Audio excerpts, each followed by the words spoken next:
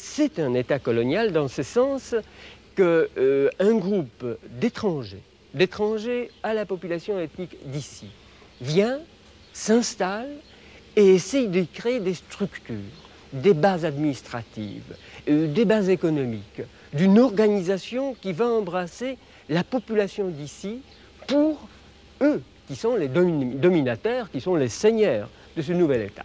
Et c'est une prise par trahison, parce que les Teutoniques viennent en fait en aide à la garnison polonaise de Gdansk et à la ville de Gdansk, assiégée à l'époque par les troupes brandenbourgeoises. Et voilà les Teutoniques qui s'installent à Gdansk même, et ensuite dans toute la Poméranie. C'est peut-être le seul État en Europe de l'époque qui a, jusqu'à un certain moment, les caisses pleines. Et l'État teutonique n'est pas un État endetté.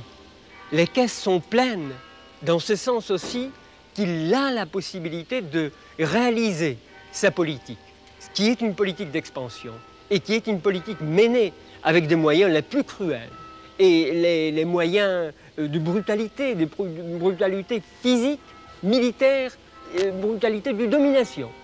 Je pense que ce trait de domination uni à une excellente et efficace organisation de l'État nous montre que, aussi bien dans le style de fonctionnement que dans son organisation, l'État teutonique, il était fort parce qu'il était organisé d'une façon que nous pourrons appeler moderne. L'exploitation coloniale était assurée par cet État moderne.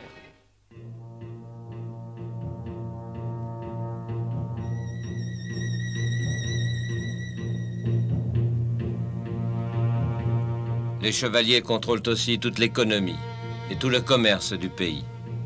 Ils ont le monopole des pêcheries, celui de l'ambre, matière précieuse tant recherchée pour les bijoux, et qu'ils expédient jusqu'en Chine. Ils exploitent les énormes richesses des forêts, qui fournissent le bois et les mâts pour leurs chantiers navals. Ceux de Danzig sont alors les plus importants d'Europe. Ils y trouvent aussi les fourrures, une des marchandises les plus prestigieuses du Moyen-Âge, le miel, la cire, les faucons de chasse, qu'ils vendent dans l'Europe entière.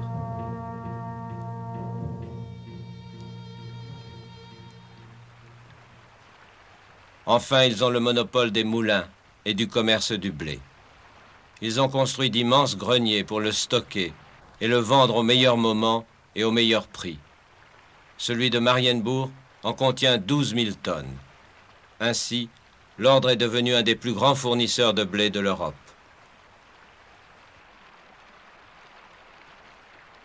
Des ports de la Baltique, les marchandises partent pour le monde entier. L'ordre a des comptoirs et des agents partout, en Russie, en Allemagne, en Angleterre, en Italie, au Portugal et dans les Flandres. Cela veut dire que l'État s'installe là où se fait le commerce européen. Tout d'abord, il faut penser à Bruges. Bruges, cet immense dépôt de l'économie internationale au XIVe, XVe siècle. Là, les Teutoniques ont les représentants spéciaux. Et ces représentants sont à l'échelle des plus grands marchands et banquiers de l'Europe de ce temps. Ils savent exploiter le cours. Ils savent jouer sur la bonne conjoncture pour certains produits ou la mauvaise conjoncture pour d'autres. Et ils accumulent ainsi une richesse énorme pour l'ordre.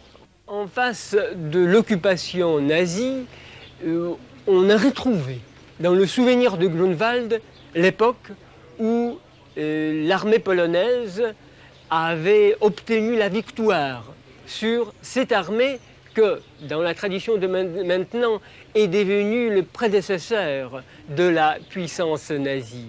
Et est-ce un abus d'association? Sûrement, ce n'est pas là le problème. Le problème, c'est que dans les sentiments nationaux, le souvenir de la victoire de Grunwald, pendant les années les plus terribles de l'occupation, est devenu quelque chose de réconfortant et quelque chose qui promettait l'avenir national, l'avenir de survie nationale.